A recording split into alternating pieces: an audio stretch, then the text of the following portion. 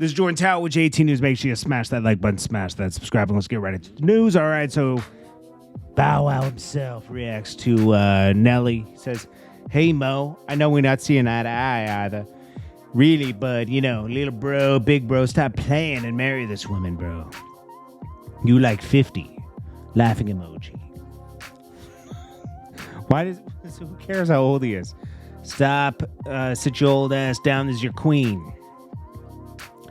I think Nelly and her realized that, bro. That's why they're back together. Jay-Z, oh gosh, what is with this? Certain blogs are crediting Jay-Z for a motivational speech for Javante. All they did was took some words from Jay-Z that were motivational and put it on there. He didn't give him a special motivational speech for that.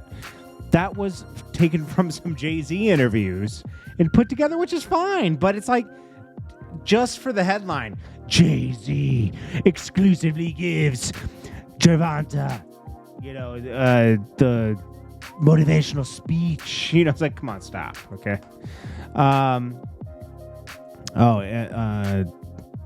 So basically, Javante and what's his face? Ryan, whatever. Garcia. So Ryan Garcia. Sorry, I was having a brain fart. I was thinking about something else. He said, actually said I had a mole in my camp, a rat. Like they were telling, like, what are they going to tell Javante's camp that's going to make you lose? And then he was like, also, didn't mean to come off as an excuse or anything. I lost, period. I'll come, I'm starting to think, this is crazy, deep thinking here. What if supposedly someone had a bet placed that he goes down in the 7th round, takes a knee? I mean, bro, I'm telling you, man. Blueface came up with that. That was Blueface online. He says, I wouldn't be surprised if his friend placed a bet on it and he took a knee. I mean, come on, bro. It just seemed too weird. Like, you just got a shot in. He gave you a body shot. You couldn't go a little bit longer than that? Like, that's when we knew you were hurt because Javante got a great shot uppercut on him that probably sent him to the stars. He was in Uranus fighting at that point, I wouldn't want to get hit like that. Javante's quick. I thought Ryan Garcia was quick. Javante's just as quick, just differently, more calculated. I just thought they were going to go longer. I thought like he could hold it a little bit longer to like 10th round at least.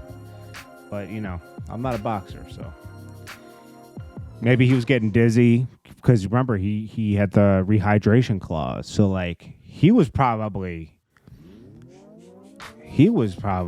like out of it, like out of energy. To have to come down to that weight. Javante's very tiny, bro.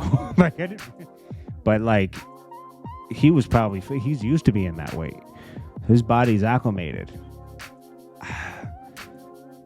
Maybe they'll have a rematch one day where, maybe Javante will put on some weight and they'll have a rematch at like 150 or 140, 150.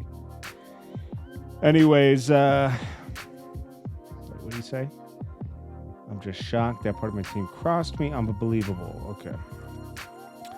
And then he said, let's see, DC Young Fly wants his money, but the game claiming he's going to pay him. The game ain't paying. The game can't pay him $100,000. I don't care what he says. He has to get the okay from Whack 100 first.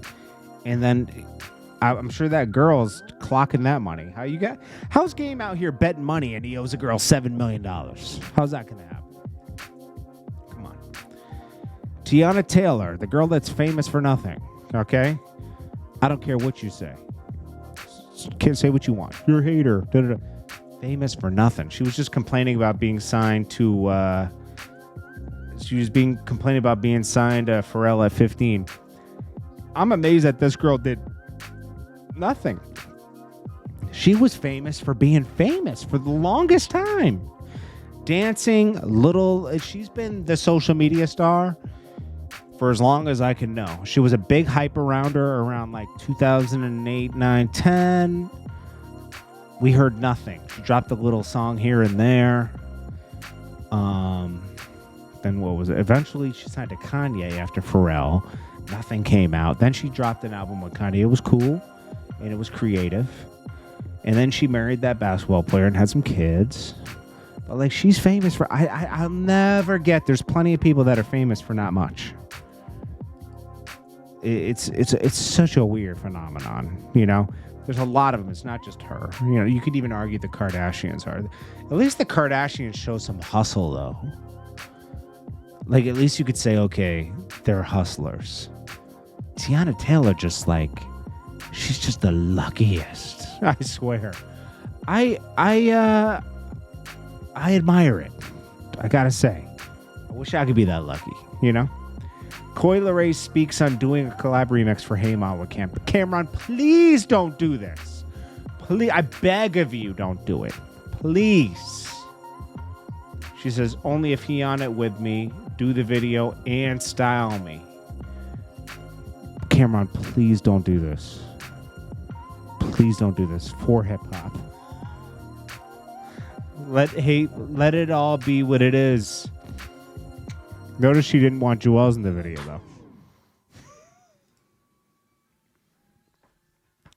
Teyana Taylor, let's see. Keri Hilson says, I like to feel my man is dangerous when necessary. I just like that feeling, that strong sense of protection in every form as his woman. But I prefer and pray that he never need to exercise it.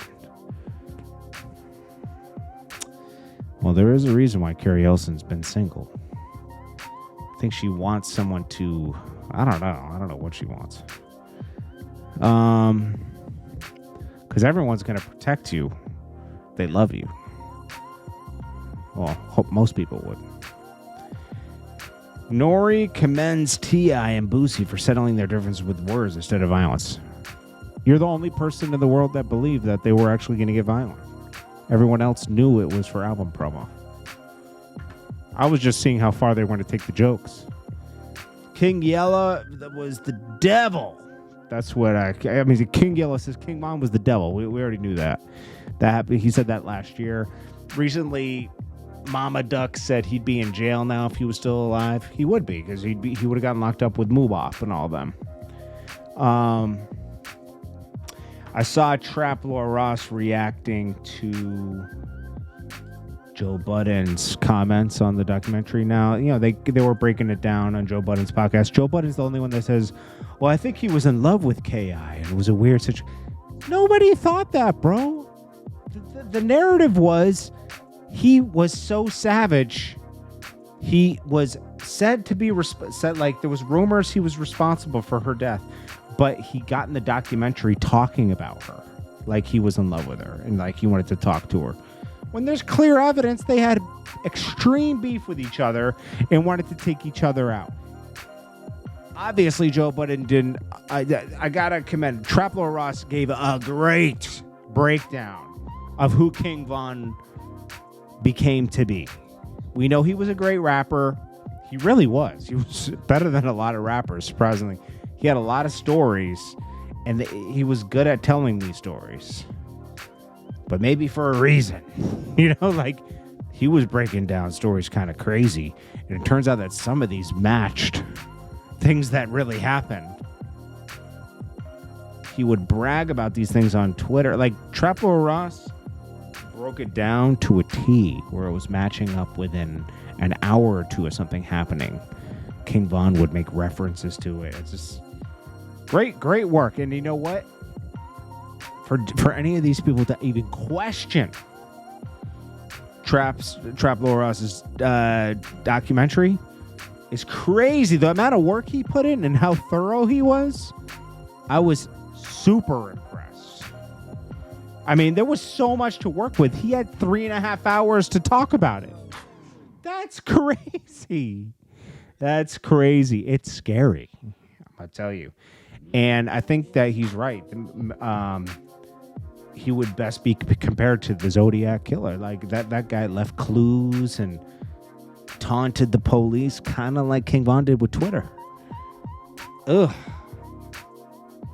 And that for Dirk to say that all that stuff was cap, he was really a great guy. I'm sure he was to certain people. But if you crossed him, see you later. Anyways, the game's never gonna pay. DC on fly. Hey, anyways, this is Jordan Tower with JT News. Check you later. Peace.